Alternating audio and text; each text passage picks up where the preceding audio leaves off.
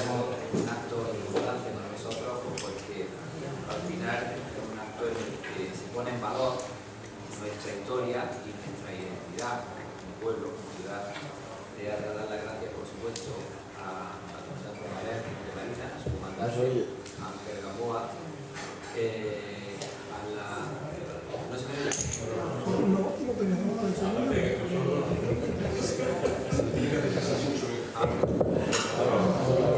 pues entonces haré como comandante. Que digo que buenas tardes, que bienvenidos a todos y a todas aquí hoy a este acto importante para nosotros, porque, como he dicho, pone en valor nuestra identidad, nuestra historia, y dar las gracias, por supuesto, a la Comandancia de Marina, a su comandante, aquí a Ángel Gamboa, a la Asociación de 500 aniversario de Bazán, y decirles que nosotros desde el Ayuntamiento, pues, cada vez que nos propone un acto de estos, estamos especialmente interesados, porque al final es un acto de divulgación histórica y, como he dicho, muy interesante e importante para nosotros. Por supuesto, dar las gracias, como siempre, a Valeriano que está aquí con nosotros últimamente, ya se lo he dicho, es bueno que frecuente nuestra ciudad, porque cada vez que viene es para algo bueno, por darnos esta importante charla en la que yo creo que la mayoría de los que estamos aquí desconocemos bastante lo que es la historia, lo que nos va a contar de nuestra propia ciudad, y esa fecha ya de 1569, seguro que no se nos va a olvidar a ninguno después de escuchar lo que nos tiene que decir. Valeriano, la importancia que tuvo para la guerra de la Alpujarra, el hecho de que este hombre estuviera aquí con nosotros compartiendo casi un mes, que voy a adelantar algo, lo que tú me has dicho, casi un mes, aquí en la ciudad de Adra preparando esa guerra de la Alpujarra. Como he dicho, daros las gracias por estar aquí, y una vez más, pues decir que estamos encantados de tenerlo aquí, Ángel, Adriano, y que nada más, que vuestra es la palabra. Muchas gracias, don Manuel.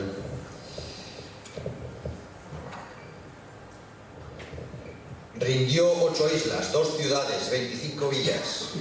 Perdón. En este viaje se tomó la galera que se llamaba La Presa, de quien era capitán un hijo de aquel famoso corsario, Barbarroja. Tomóla la capitana de Nápoles, llamada La Lobo, regida por aquel rayo de la guerra, por el padre de los soldados, por aquel venturoso y jamás vencido capitán, don Álvaro de Bazán, marqués de Santa Cruz. Muchas gracias a todos ustedes por atender hoy aquí a esta conferencia que nos va a dar don Valeriano Sánchez Ramos, y esto que les acabo de leer viene reflejado en el Quijote, en el capítulo 39, que lleva por título Donde el cautivo cuenta su vida y sucesos, y se refiere al almirante Álvaro de Bazán. Estamos en el 500 aniversario de su nacimiento. Nacido en Granada un 12 de diciembre de 1526, y estamos con el apoyo o el patrocinio de la Asociación 500 Aniversario de Álvaro de Bazán, dando publicidad a la figura de este granadino, de este español, que provocó en el que se sustenta el cambio en la historia de España, de Europa y probablemente del mundo. ¿Y por qué? Porque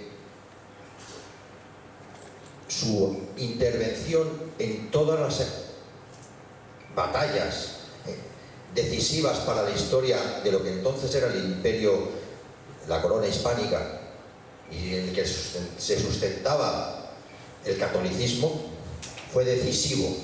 Venció siempre, y consiguió que la continuidad de primero Carlos V y luego Felipe II. Pero mejor que yo, el mejor resumen que se ha hecho de esta figura la hizo Lope de Vega, y la hizo en verso. El año en que muere el almirante Álvaro de Bazán, 1588, Lope de Vega escribe: el fiero turco en Lepanto, en la tercera el francés, y en todo mar el inglés tuvieron de verme espanto. Rey servido y patria honrada, dirán mejor quién he sido por la cruz de mi apellido y con la cruz de mi espada.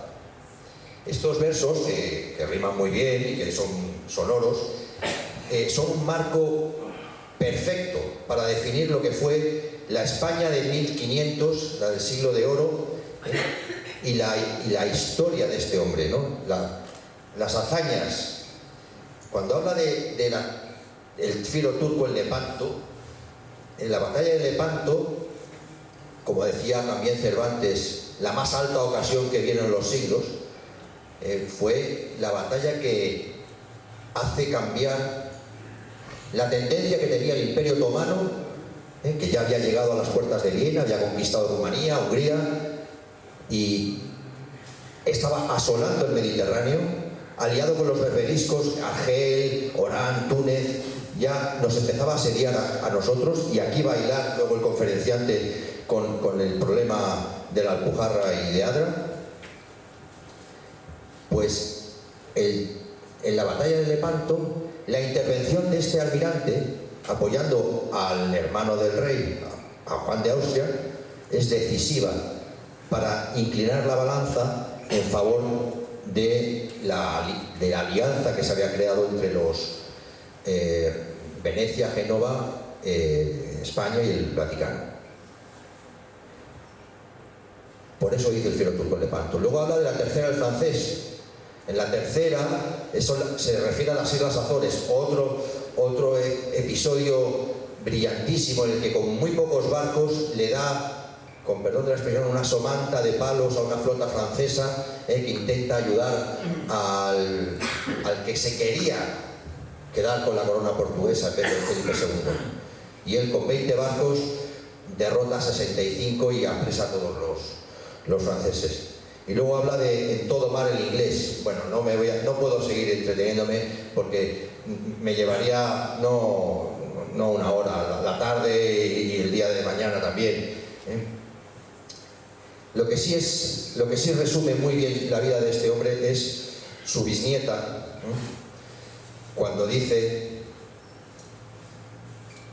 hace el resumen de su hoja de servicios y dice: rindió 8 islas, 2 ciudades, 25 villas, 36 castillos, venció a 8 capitanes generales, 2 maestres de campo, capturó a 4.753 soldados y marineros franceses, 780 ingleses, 6.460 portugueses, hizo 2.500 esclavos, cautivó a 1.605 turcos, 2.138 moros, liberó a 1.574 cristianos, rindió 44 galeras reales, 21 galeotas, 27 bergantines, 99 navíos de alto bordo y galeones, una galeaza, y ganó en todas las ocasiones.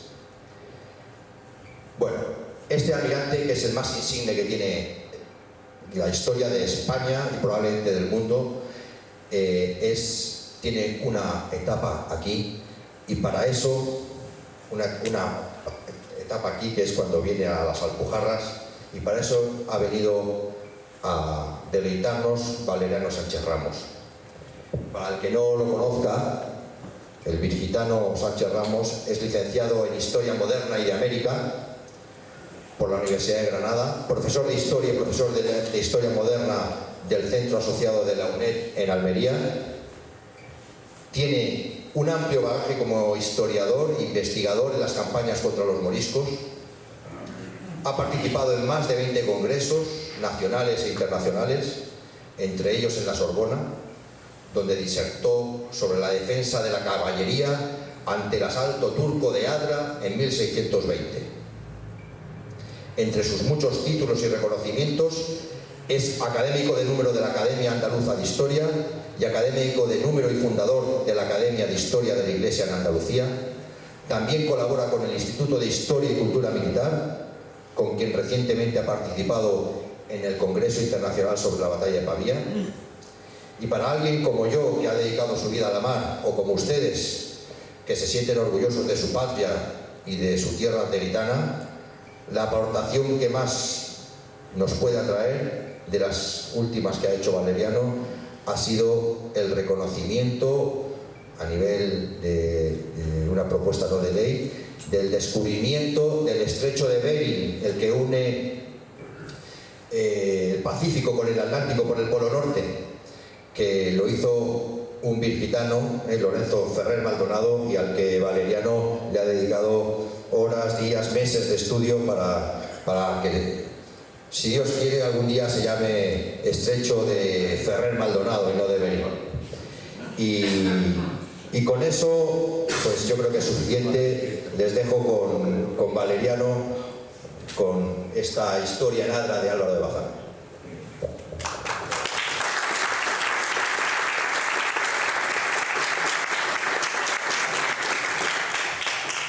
Bien, muchísimas gracias a los compañeros de mesa. Como yo muchas veces miro siempre el estrado que hay, no vaya a ser que luego me caiga, porque me han subido tanto para arriba que espero que las expectativas que hay sobre mí sean las que tienen. Bueno, le he dicho que muchas gracias, pero soy yo el que tengo que dar las gracias. Por dos motivos. Primero, a mi comandante Ángel Gamboa, a quien tuvo a bien creer que tenía que dar una conferencia sobre Álvaro de Bazán. Yo solamente le puse una condición. Mira, tendría que ser en Adra. Tendría que ser en Adra porque yo vivo la historia, me gusta y creía de justicia que el pueblo de Adra supiera de este personaje. Por tanto, muchas gracias por permitirme que la dé aquí. Que a lo mejor, pues, bueno, muchas veces las campanillas y estas cosas en la capital, a mí eso me da igual. A mí me interesaba que se conociera el personaje y además el personaje en su tierra. Y al alcalde, por supuesto, puesto que nos hace de anfitrión, muchas gracias por permitirnos estar hoy aquí y contarle a sus vecinos lo que voy a intentar hacer. Bien, sin más dilación, voy a proyectarles lo que les voy a contar. ¿Se ve, verdad? Sí. Bueno, el título es un poco largo pero tratar de hablar de don Álvaro de Bazán nos llevaría días, semanas, y les puedo asegurar que quizás meses. Es muy difícil para un historiador poder contar en poco tiempo lo mucho que este hombre hizo, lo muchísimo que hay. Y cuando yo pensaba en lo que yo tenía que contar de don Álvaro, digo, si tengo que contar a la gente de Adra lo que hizo este señor aquí, pero para que la gente de Adra también valore quién es este militar, este marino, me obligaba, digo, pero tendré que dar una breve pincelada de su biografía, una breve. Por tanto, me permitirán que mis primeras líneas de trabajo sea encuadrar al personaje, quién es y dónde se encuentra, para así, acto seguido, contarles lo que estimamos que es relevante. Es relevante no solamente para Adra, no solamente para Andalucía ni para Almería, ni siquiera para España. Don Álvaro Bazán, mi comandante, es el mejor marino que ha tenido el mundo. No es de España, es del mundo. Es el mejor marino, sin duda, es invicto y es por su pensamiento, por sus técnicas, por su estrategia, hay que considerarlo como un marino universal. Universal. Yo así lo considero. Hablar de un marino universal es muy complicado en la breve línea. Me perdonarán, pues, si omito infinidad de datos que serían interesantes, pero bueno, como todos los marinos del siglo XVI, XVII, muchos de ellos, es curioso que son de secano. Nació don Álvaro de Bazán en el Reino de Granada, era granadino. Hay que entender el Reino de Granada, el Reino de Granada era todo este territorio, por tanto, era la Almería también, puesto que el Reino de Granada era la unidad política. Desde los reyes católicos, el traspaso de jurisdicción, tanto Málaga, un poquito de Cádiz, de la provincia de Granada, incluyendo Almería, era una sola unidad política, y así fue hasta que se murió don Álvaro y sus antepasados y sus sucesores igualmente. Por tanto, era granadino. Él nace en la capital de este reino, un reino que no se nos olvide que está puesto en el escudo de España. El escudo de España tiene una granada, una granada tiene puestas, tiene las cadenas de Navarra, tiene las barras de Aragón, tiene el castillo, tiene León y tiene una granada. Algo será importante este reino cuando se le coloca una granada. ¿Cuál era? De este reino. Y esto lo va a llevar a gala, y casi el hecho de que esté en Adra tiene que ver porque era su tierra y le dolía esta guerra, y él tenía muchos destinos por el rey, quiso estar aquí y consideró que estratégicamente el sitio idóneo era Adra. Vayamos por partes, vayamos por partes. Bien, como digo, don Álvaro de Bazán nace, ya lo ha dicho el comandante Gamboa, nace en Granada el 12 de diciembre de 1526. Él morirá en Lisboa, donde el rey lo había destinado en servicio. Él le entregó el segundo imperio más grande del siglo XVI al rey de España. Él bloquea Lisboa y hace capitular a Lisboa. Esto, hoy día Portugal, nunca miren ustedes en visión histórica la actualidad de un Estado. Hay que verla en su contexto. Los portugueses son los mejores marinos hasta ese momento. Ellos ya habían doblado el cabo de Buena Esperanza, dominan todas las técnicas de la mar, controlan toda la costa de África, son muy buenos marinos, eso es la verdad, muy buenos marinos. Pero algo haría bien don Álvaro de Bazán porque venció a esos marinos. La honra de cualquier militar es que vence a uno que es tan bueno como es o más. Y eso es muy honroso. Él murió en Lisboa en el destino que le dio el rey. Conquístame Portugal. Y así lo hizo. Y ahí morirá, en el destino que le dio el rey. En las palabras de Lope de Vega dirá, como bien dice, rey servido, patria honrada. ¿Vale? Queremos creer que así lo dijo y así lo transmitió una de las grandes plumas de este país. Bien, don Álvaro, para saber quién es, digo que es de secano, puesto que se educa. Sí. Bien, se oye mejor ahora, ¿no? Vale, muchas gracias.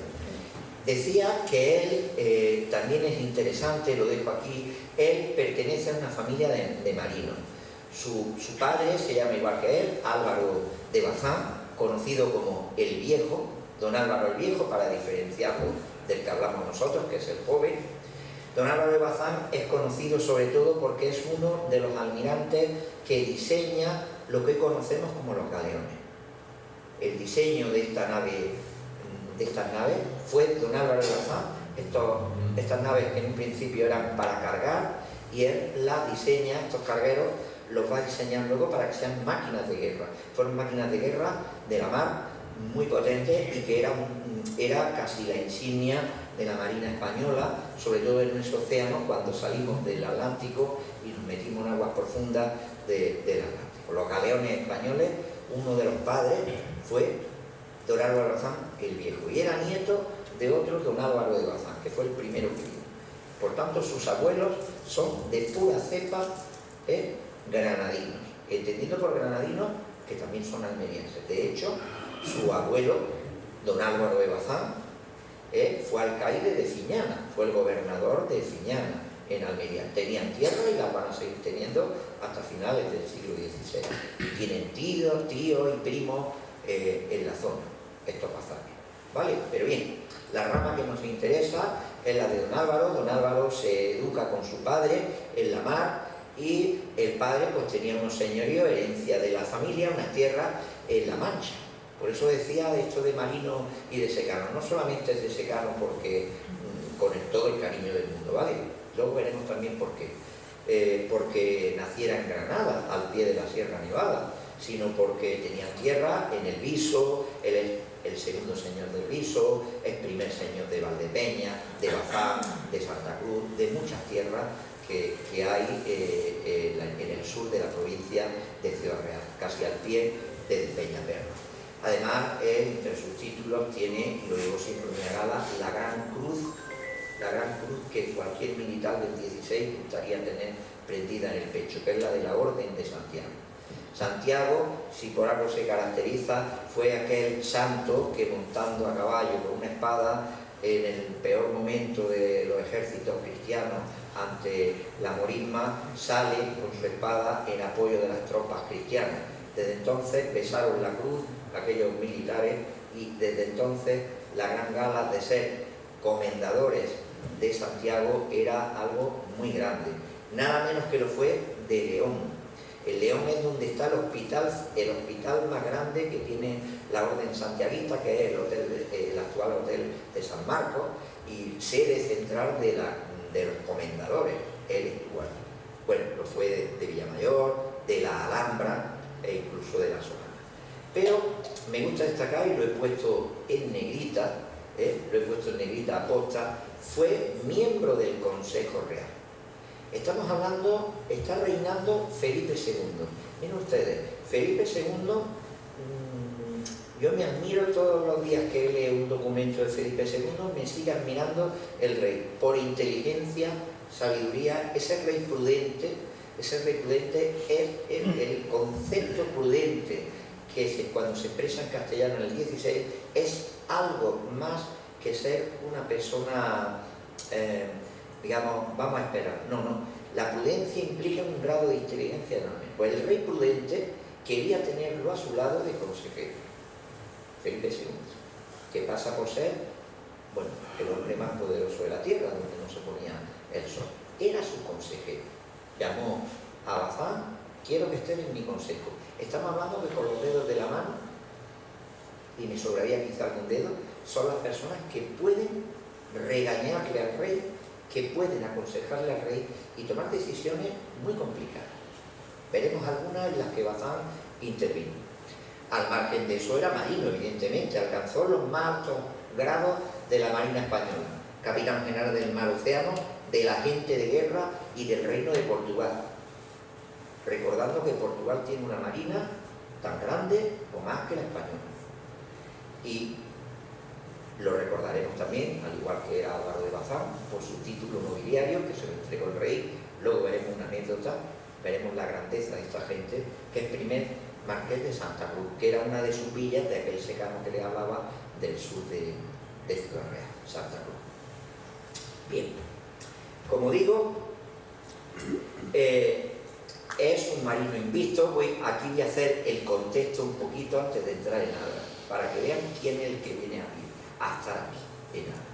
Bueno, él es pionero de la guerra anfibia, no me puedo detener, tendría que dedicarle demasiada hora a esto, pero él es uno de los pioneros de lo que entenderíamos como guerra anfibia. Es pionero en el uso de los galeones como buques de guerra. Ya lo había experimentado su padre. Aquí lo que hace es, en honor a la verdad, honra a su padre y pone en práctica lo que ya ideaba en casa y lo que hablaba padrino. Piensen ustedes que don Álvaro Bazán el joven, del que hablamos, y don Álvaro Bazán el viejo estaban en Gibraltar, que era donde estaba la base de las defensas entonces de la puerta del Mediterráneo, y allí ya están ellos experimentando con los galeones. Insisto que es que no tengo tiempo de contarlo. Pero es que además él crea técnicas de marina y crea también embarcaciones novedosas, sobre todo en la galera, el tema de la galera, porque uno de los grandes enemigos del mar de España en estos momentos es toda la marina de los turcos que están avanzando por el Mediterráneo, y los turcos se mueven muy bien con un barco mucho más ligero, no es el galeón sirve pero para el mar Mediterráneo es más preciso la galera. Él también intervino en cosas. No tenemos tiempo, simplemente quédense con esos datos. Pero, y lo he puesto con mayúsculas, fue un militar que, además de tener el éxito que tenía, le dio el éxito a otro. Fueron más. Cuando la nieta, con la marquesa, que ha relatado muy bien el comandante Gamboa, ha citado todo lo que la nieta dice, tantas villas, tantos galeones, ganó más victorias. Y fue tan buen camarada que muchas de ellas se las entregó a otros amigos generales que finalmente las obtienen. Y ahí, por eso lo he puesto en mayúsculas. Ganó muchas más batallas, porque él es quizá, es sin duda el hombre de la logística militar. Es sin duda las batallas que hizo, las ganó. Y aquellas en las que debía de colaborar, también se ganaron. Y eso se debe a lo que él hizo. Luego lo veremos. las Islas Terceiras, hubieran sido imposible sin una logística importante, lo mismo que Malta y alguna cosa más, de las que no tengo tiempo, lo siento, voy muy deprisa. El escenario del que yo les voy a hablar, porque es el que afecta. Ahí ven el mundo en el siglo XVI. El mundo era el Mediterráneo. Aquí hay dos potencias, como lo hemos vivido en la Guerra Fría. Están los rusos y están los americanos. Bien, los americanos son los españoles, están en el occidente, en la península ibérica, y los rusos son los turcos. Los turcos son muy buenos marinos también, ¿eh?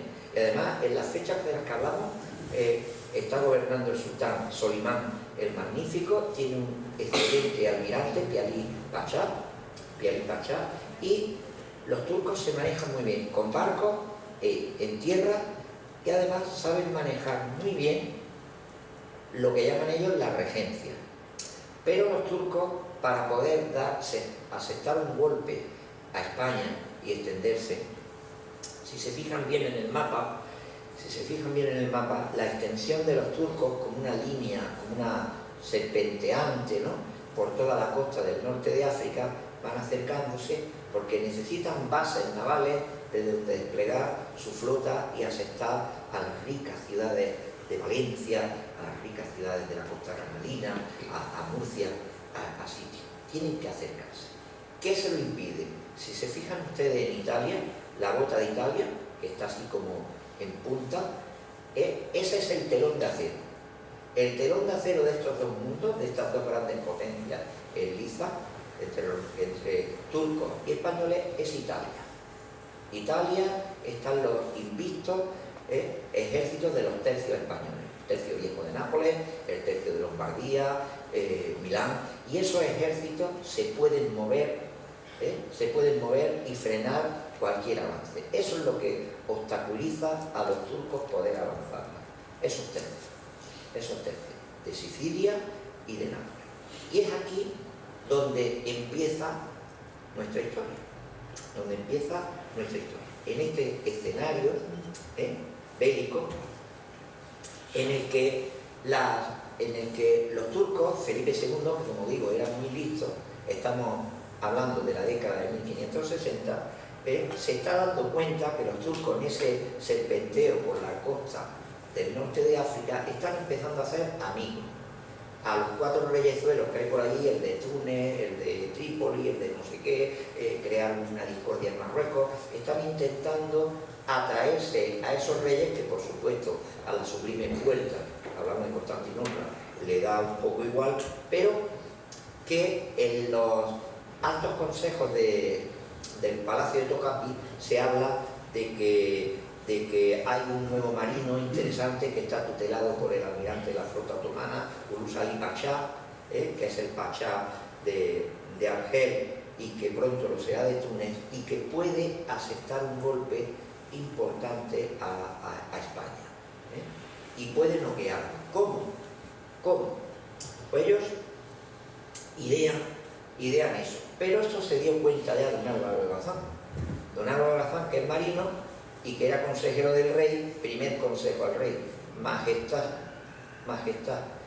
los tercios hay que moverlos y se necesita también de la marina para mover esos tercios. Se están moviendo demasiado. Primer toque, esto es una guerra también de inteligencia militar, de inteligencia en todo el sentido del término. Don Álvaro aconseja al rey: por favor, majestad, Italia es muy importante, no disguste Italia. Esto ya venía sonando en el Consejo Real. Este Álvaro de Bazán el joven llama la atención del rey, el rey maneja más información que don Álvaro, tiene más espías, tiene más embajadores, tiene más cosas, y dice: por favor, Italia. Y efectivamente, cuando ve los movimientos, aconseja al rey uno de los primeros golpes fuertes en los que va a intervenir don Álvaro de Bazán en su tierra, levanta, lo nombra lugarteniente de una flota especial que se levanta en el puerto de Málaga, la lleva don García Álvarez de Toledo, y él será el que le proporcione a este almirante la victoria sobre la toma del Peñón de Vélez de la Gomera, 6 de septiembre de 1500. Ahí, si me permiten la expresión para que lo entiendan bien, los turcos están haciendo así y así ha hecho España. Ahí hubo que hacer una operación anfibia muy compleja en la que don Álvaro le entrega a su jefe la victoria. Él dice: yo soy granadino, usted no se preocupe, yo conozco bien los puertos de mi tierra, vamos a levantar en Málaga una flota, vamos a moverla acá y dejaros con, si me permiten la expresión, con un par de narices a los reinos y a los turcos, y el Peñón se quedó. Y esto, pues, les retrasa los planes otra vez a los turcos. Ya no tienen una base de donde actuar. Los turcos no se van a estar fieles. 1564. Al año siguiente, los turcos ponen su vista en la isla de Malta. En la isla de Malta. Fíjense ustedes, la isla de Malta es una pequeña isla con 6.500 caballeros. Es una orden militar, que ya la isla se la entregó el emperador a esta orden una vez que se ocupa Jerusalén. Y de pronto los turcos presentan en la isla, los números son abrumadores, 28.600 turcos. Genízaro, Genízaro, que eso es una máquina de guerra muy poderosa.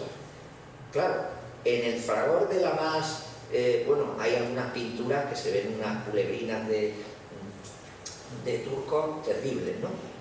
El rey inmediatamente se pone aquí, esto es un terremoto, la flota otomana va a llegar a las costas de España. Si cae Malta, desde ahí se despliega una flota, Urújar y Pachá, es un gran marino, un gran marino. Bien, nuevo consejo de don Álvaro de Bazán. Majestad, en el consejo se divide el consejo real. Hay quien dice: ¿cómo vamos a malgastar, si todos los malteses, 6.500 contra 28.000? Esto es imposible de ocupar Malta, esto es un error, llevar los barcos allí. Majestad, no gastes ni un barco, ni un hombre, ni un español allí. Esto déjenla perder, que es una isla pequeña. Y Bazán vuelve a insistirle al rey: no, esta isla no, que esto puede ser base de operaciones para ataques posteriores a España. No.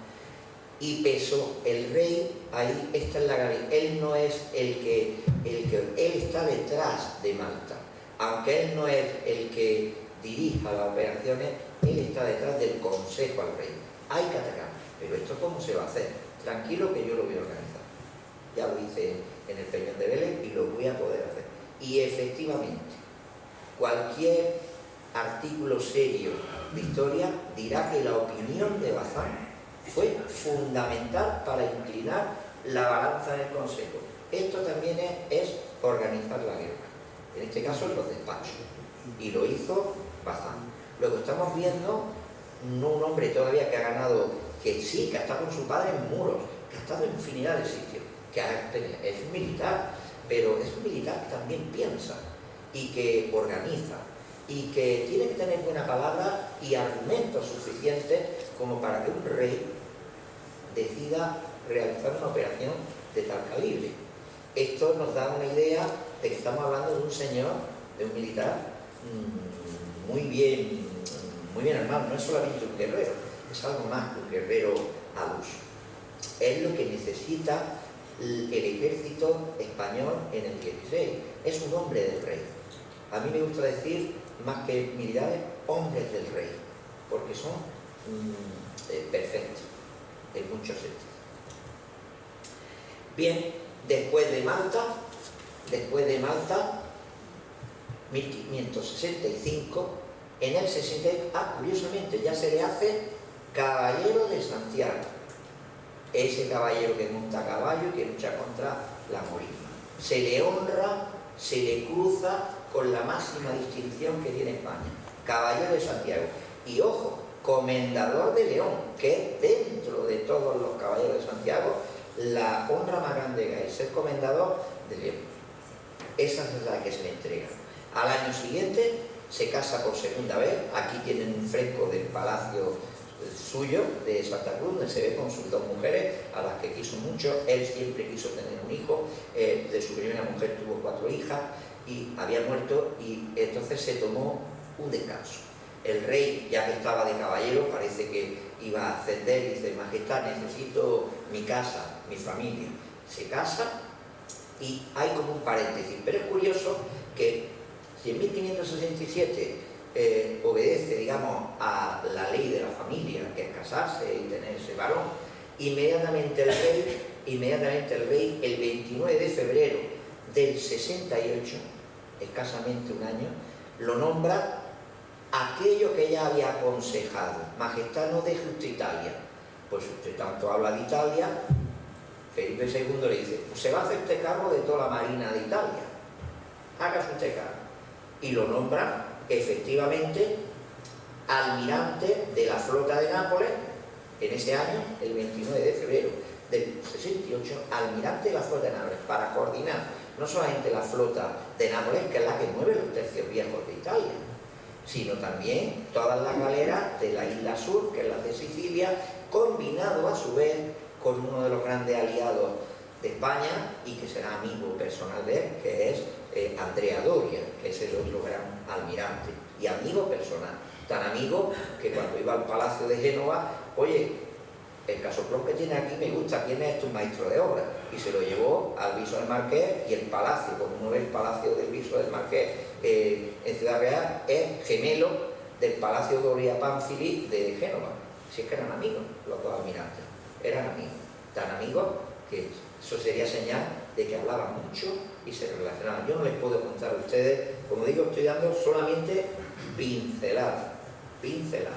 Bien, vayámonos nuevamente al problema. Se muere Solimán y le sucede su hijo, Selim II, y vuelve la Guerra Fría en línea dura. Aquí tenemos a Nikita Khrushchev, para los que conozcan un poco más la época contemporánea, tiene a Nikita Khrushchev y a Eisenhower y a todo esto, ¿no? Pues bueno, pues tenemos aquí a nuestro Selim II y a Felipe II en ese damero que es el Mediterráneo y ese telón de acero que está en Italia. El basamiento de Italia lo están haciendo los tercios, junto con una marina de guerra muy bien combinada que gestiona este almirante. Pero volvemos a los laberintos ocultos de esa culebrina que yo les hablaba a ustedes, que iba por el norte de África. Muñían ya los turcos a aliarse con unos pueblos que había en el reino de Granada, que saben ustedes que se llaman los moriscos. Se les calienta la oreja a esta gente: ustedes son musulmanes, si ustedes se sublevan, pues quizá el sultán de Constantinopla podría darle armas, podrían ser reyes de nuevo, y efectivamente volvemos a tener, pues al igual que esos reyezuelos que estamos viendo en el norte de África, los turcos vuelven a generar otro problema en la orilla. Y es aquí donde interviene. Sale la palabra Adra, hablan los turcos de que cuando mandan su ejército necesitan un puerto para desembarcar, lo que llamamos una cabeza de puente.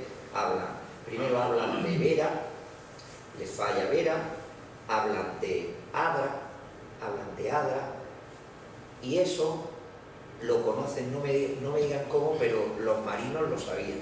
Y entonces dicen: los turcos van a entrar en Adra, van a entrar en no sé qué, y Bazán lo sabía también. Y al igual que lo están trazando los turcos, los españoles están haciendo su contrarréplica de lo que deben hacer.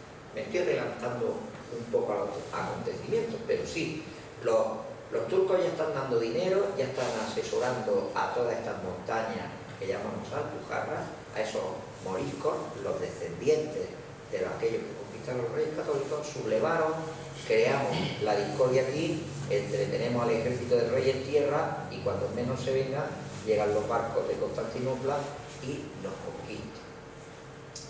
Detrás vamos a ver quiénes son los enemigos.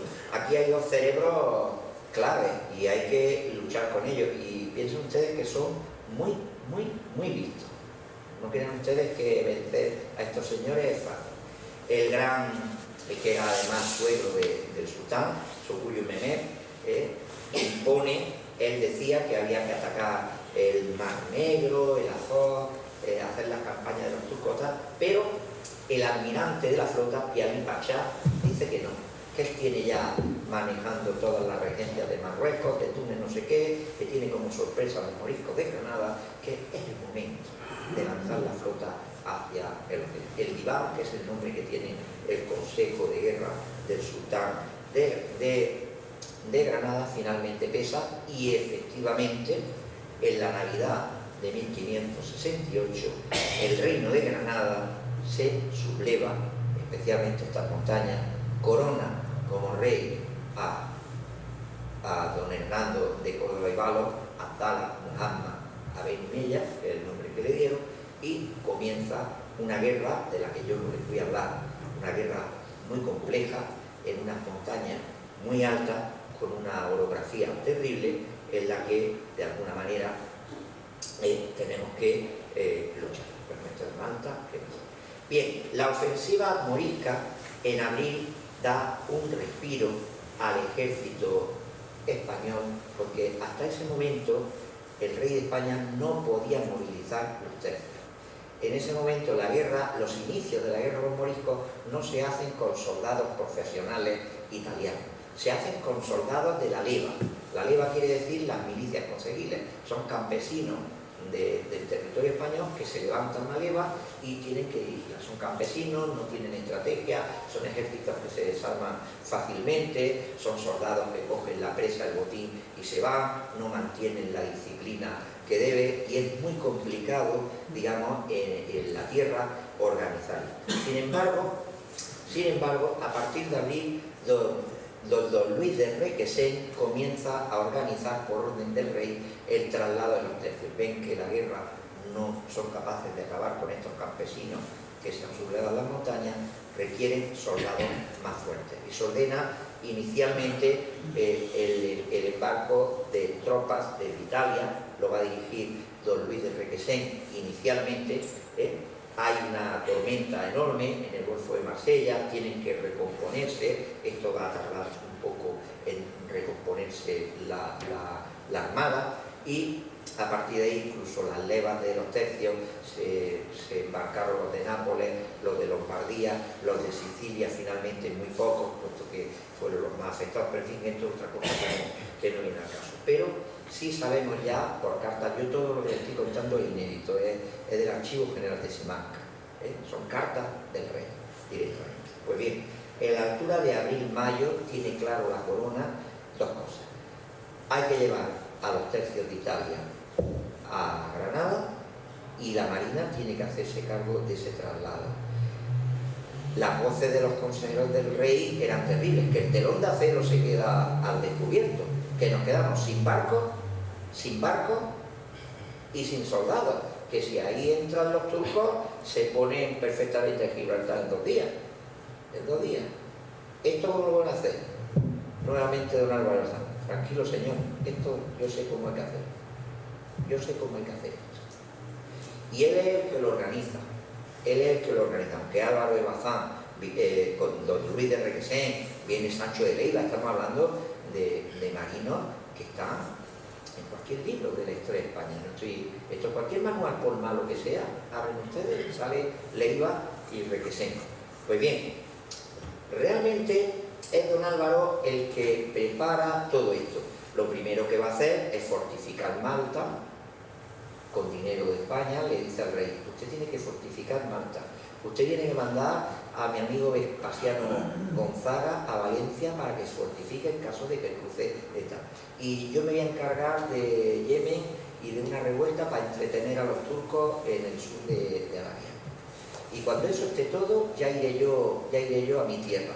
Ahí hay que entender que don Álvaro de Bazán jugó bien las bazas. Para esto le hace falta un general importante que se meta en el corazón de la Alpujarra y entretenga a los rebeldes mientras toda esta logística de la que estamos hablando se pone en marcha. Pienso que estamos hablando de Yemen, pienso que estamos hablando de Valencia y fortificar Valencia, Malta y desplazar toda la flota de Nápoles. Pues bien, la batalla de Berja, el Marqués de los Vélez, el general que está más cerca. Esto que le estoy teniendo son carteles de recreaciones que se hacen en Berja, en la que hemos puesto el Marqués de los Vélez, el primero que se enfrenta a Benumella, le da batalla en Berja. frena, eso permite. ¿Y por qué Berja en otro sitio? Hay que proteger el puerto de Adra. Adra no puede caer en manos de los enemigos, porque si cae en manos de los enemigos, esa es la cabeza de puente donde se nos pueden colar.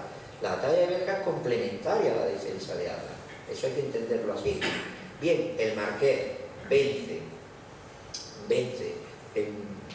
en Berja, y el 2 de junio, por razones estratégicas, una vez que derrota a Benumella y se mete en las montañas, inmediatamente se viene con todo el ejército a Adra, al refugio de las murallas y a proteger la entrada de lo que ya sabe que viene, pues por las cartas ya sabe que Felipe II está movilizando los tercios, ¿vale?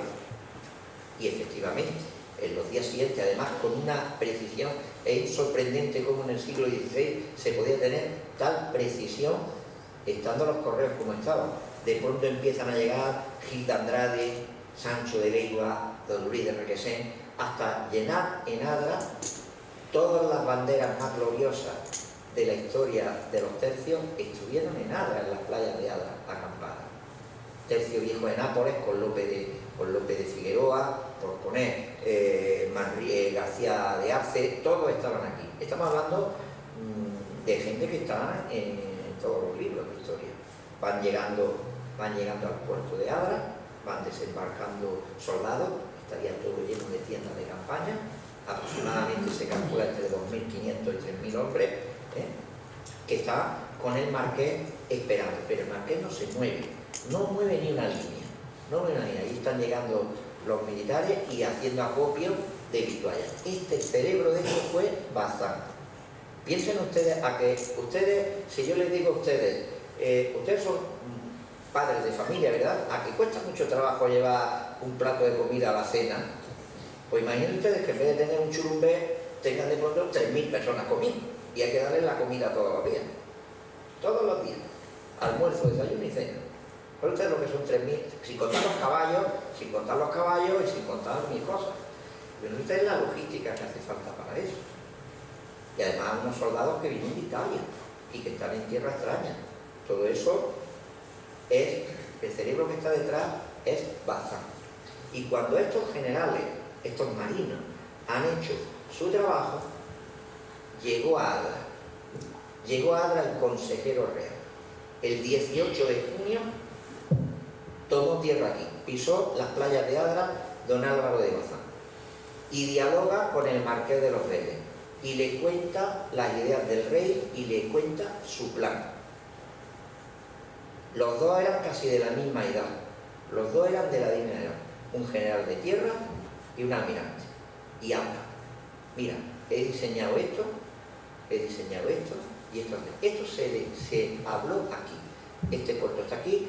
Adra además estratégicamente es el río, el único camino donde se puede subir para penetrar en estas montañas y asestar un golpe, y necesitamos alguna cosa más. Y ahí le contó algún secreto que poca gente conocía, Bien, bueno, todo esto es lo que veríamos en el puerto de Adra, más o menos así. Así estaría todas las costas de Adra llenas de galeras y con muchos tercios en sus costas. Pues bien, en ese diálogo que tienen estos dos generales, ¿qué es lo que le cuenta Bazán? ¿Qué es lo que le cuenta? Le dice: mira, sabemos por los espías que Benumella ya ha mandado a embajadores suyos a hablar con el brazo derecho del almirante Pialí Pacha, que es Alí Pacha, ¿vale? El Ochalí, que llama. Te voy a contar también otro secreto. España lleva negociando con el Papa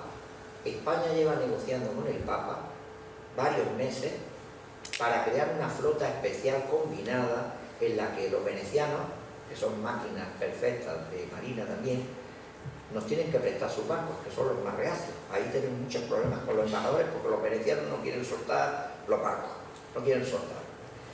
Y el Papa pues está viendo que la morisma está avanzando, los musulmanes están avanzando, y esta guerra no es la guerra cualquiera. Por eso he puesto estos retratos rezando al rey y a Pío V, que es el que está negociando. Y he puesto el estandarte, que luego, ese es el estandarte de don Juan de Austria en la batalla de Lepanto. porque el Papa además lo nombró gonfaloniero, que es el portaestandarte del Papa. Esto llegará, pero esto se fragua antes, se fragua aquí.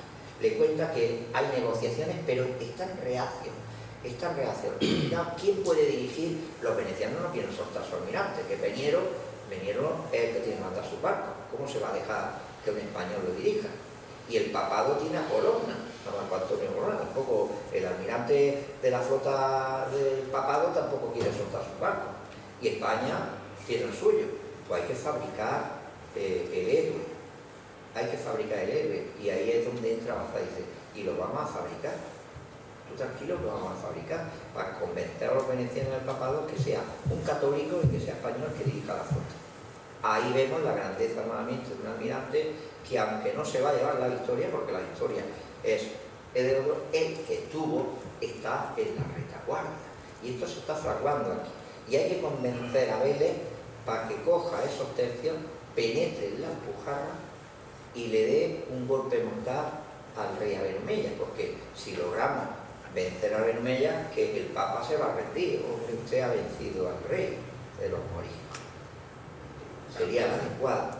Y es ahí donde claro. Bien, como hemos visto al rey rezando y hemos visto también rezando al Papa, pues ¿por qué no menos vamos a poner a nuestro Bazán, que era bastante católico, ¿vale?, en esa misión especial que es también un militar? Gestionar cómo hacer funcionar. Ahí tienen los que realmente estuvieron en la batalla. Don Juan de Austria, Veniero y Colonna, que son los que se llevarán. Luego habrá otros almirantes, no cabe duda, pero estos son el triunvirato de Lepanto. Pero esto que están viendo ustedes hubieran sido imposibles sin esos hombres del rey. Esto es un retrato precioso que yo saqué del Palacio de Santa Cruz hace muchos años, y en el que se ve a don Álvaro de Bazán entre Andrea Doria, su amigo, y su amigo de Luis XVI. Tres grandes marinos que le sirven en bandeja de plata a estos otros la victoria de Lepanto. Pero eso se está fraguando mucho antes. Los embajadores están haciendo su trabajo, los hombres del rey en la diplomacia hacen su trabajo, los militares en la logística y la marina en este caso fue muy importante, hicieron lo suyo. Además de esa misión, evidentemente le toca de la que sabe hacer Bazán. Bazán pues tiene que organizar todo el ejército. El marqués de los Vélez, hay que decir que era un gran militar, tan militar que era como un elefante en cacharrería ajena.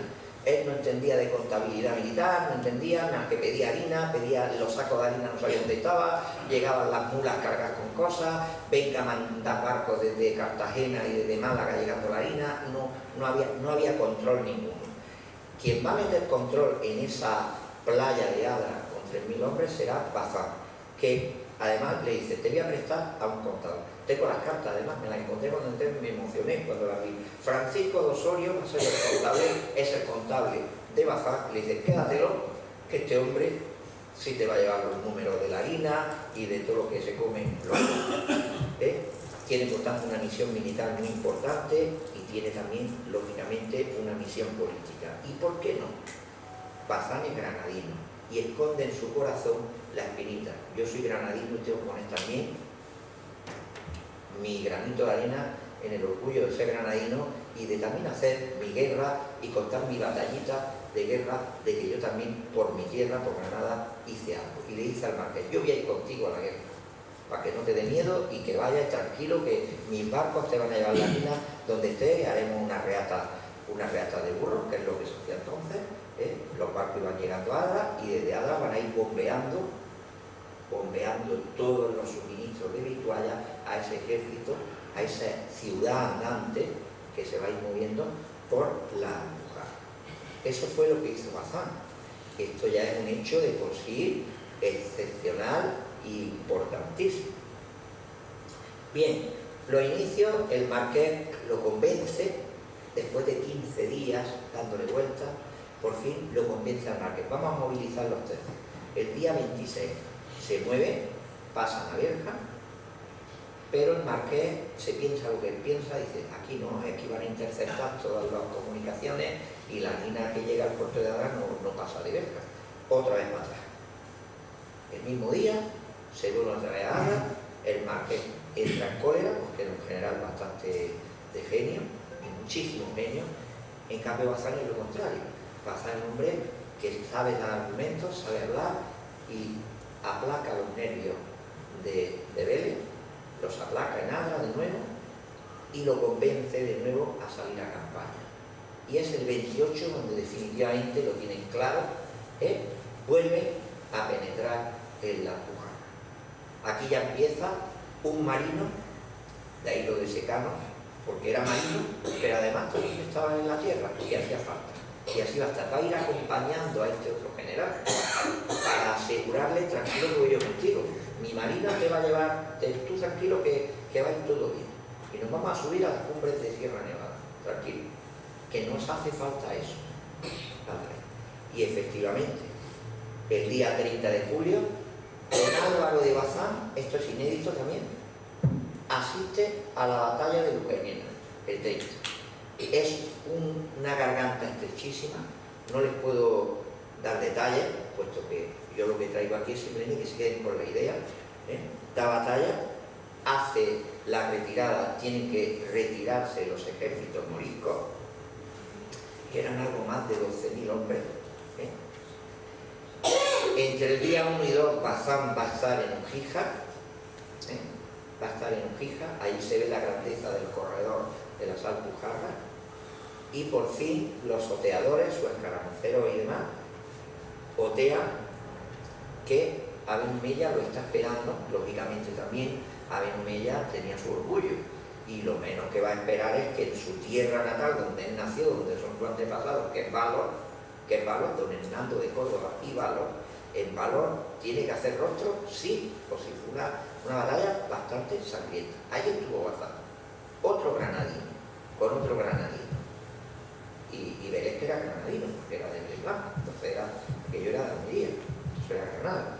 Esos tres granadinos se enfrentarán y de hecho harán que huya a Benumella. Benumella, la caballería finalmente no logra cogerlo, se cuenta que reventó incluso el caballo del marqués de Vélez, lo revienta, le lograron coger el caballo de Benumella, los jaeces, que estaba, además Benumella había engalanado su caballo con las casullas de los sacerdotes, iba adornado con los terciopelos que los ternos de los sacerdotes había hecho todo lo que son los jaeces del caballo. Los cogieron de presa, le cogieron el caballo a ver. Bien, ¿y qué consiguió Bazán? Bazán consigue no solamente para su prurito personal, soy granadino y he estado en la guerra de Granada, eso es prurito personal, y le entrega en bandeja al rey: majestad, hemos vencido al rey de los moriscos en su tierra natal. Luego usted ya puede decirle a los embajadores que están negociando con el papado y con los venecianos que hay españoles que pueden vencer a los turcos. Tenemos una batalla ganada en barro, hecha por granadinos. Ahí la tiene usted. Y efectivamente, cuando uno ve la correspondencia del Consejo de Estado y ve la correspondencia de los embajadores españoles, ¿cómo corren los acuerdos rápidamente? Ahí la Santa Liga comienza a andar deprisa. Ya todo va sobre ruedas. Luego, don Álvaro Bazán no solamente hay que entenderlo como marino en su justa medida, sino como consejero real, como hombre del rey, como un hombre del rey. Le está entregando al rey muchas más cosas de lo que hay. Algo que se fraguó aquí en Adra.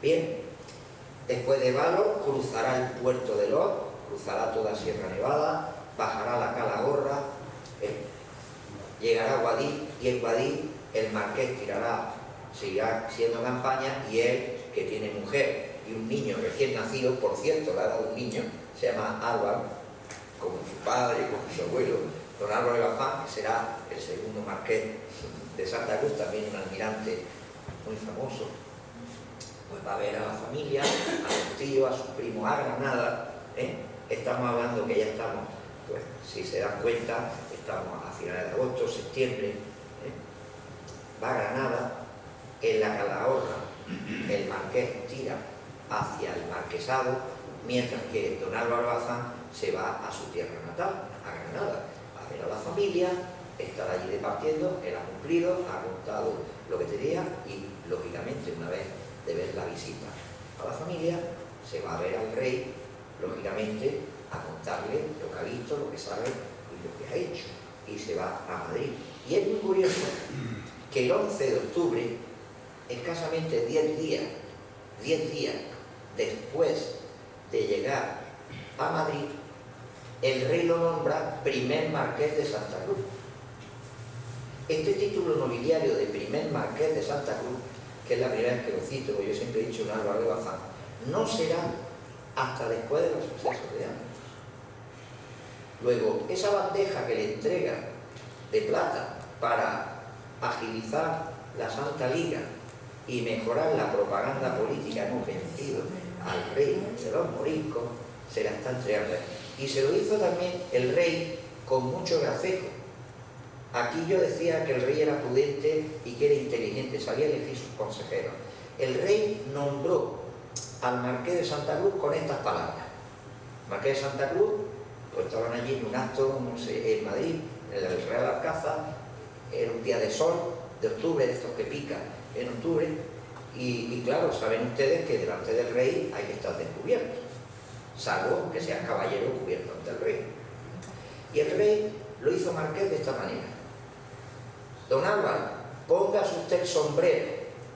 Hombre, majestad, yo no lo puedo poner, yo no soy un grande de España. Y le dijo textualmente: don Álvaro, por el sol, señor marqués, por el sol. Por el sol, señor marqués, por el sol. Lo hizo marqués de Santa Cruz y grande de España, por tanto, caballero cubierto ante el rey. Así el rey lo hizo. Acto seguido hizo así, llegó un subalterno del rey y le entrega el decreto por el cual es nombrado marqués de Santa Cruz. Esta es la historia que yo les quería contar, pero no me quiero quedar con esto.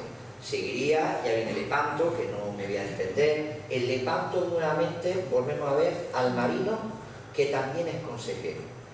Miren ustedes, la batalla de Lepanto, que tanta gloria ha dado a España y a la historia universal, hay un hecho pocas veces señalado y a mi modo de ver clave.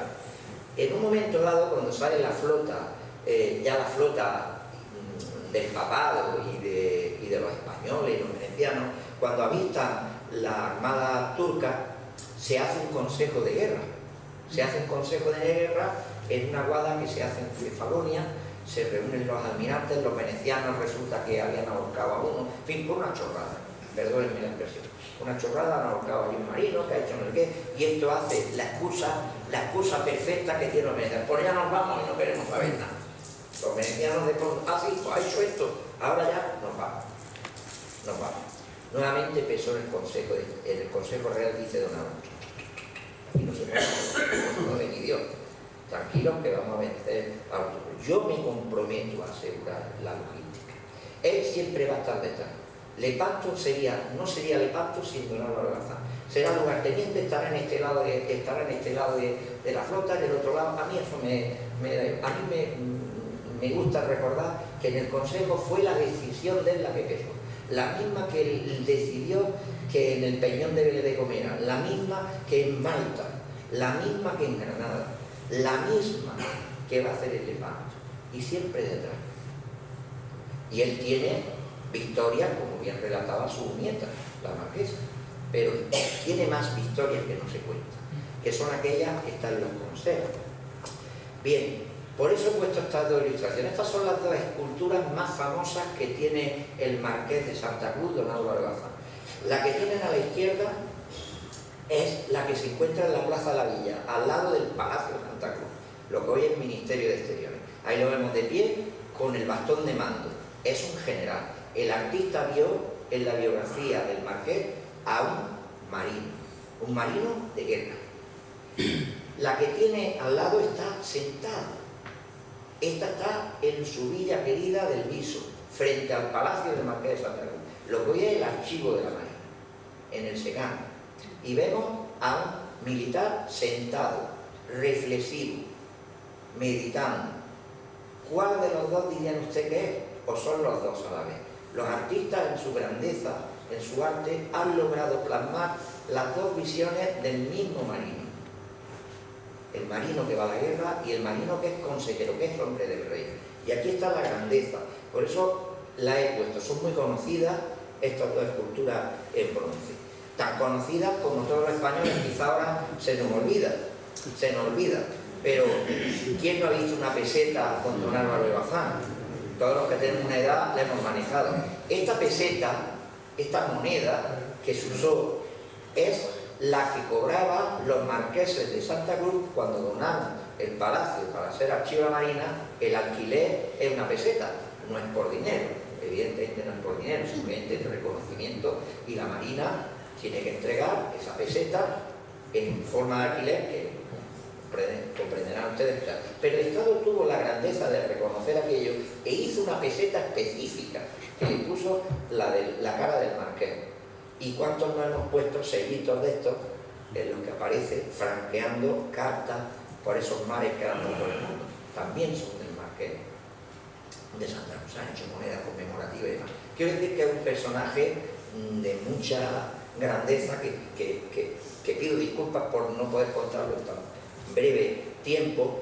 Y como hablaba de recreaciones y que nos gusta, la Marina también cree en la divulgación de historia. Esto es el Palacio del Marqués de Santa Cruz, con oficiales de la Marina de verdad que divulgan hasta el día de hoy, vistiéndose de época, recreadores, para recrear también esa batalla y recrear las grandes hazañas de este hombre. Es una forma más, entre muchas, las conferencias como hago yo, divulgar con recreación histórica.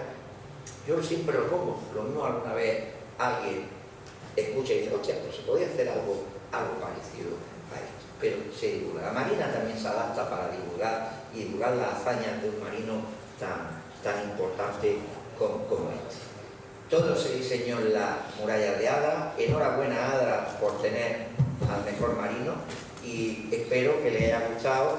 Cuéntenlo, salgan aquí, y creo que a partir de ahora hablarán de Bazán de otra manera, que se merecería como mínimo una pequeña plaquita en cualquier sitio. Aquí estuvo este marino, aquí estuvo este marino.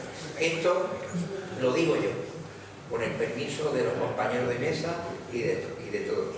Lo digo yo, sin más, agradeciéndoles muchísimo su asistencia, agradeciéndoles a los anfitriones, por supuesto, y pidiendo mil disculpas porque hablar de un marino de esta categoría y hacerlo en tan poco tiempo, pues la verdad que es muy complejo. Me he dejado muchas cosas en el tintero, pero quería que se quedaran simplemente por ahí. ¿De acuerdo? Ahora.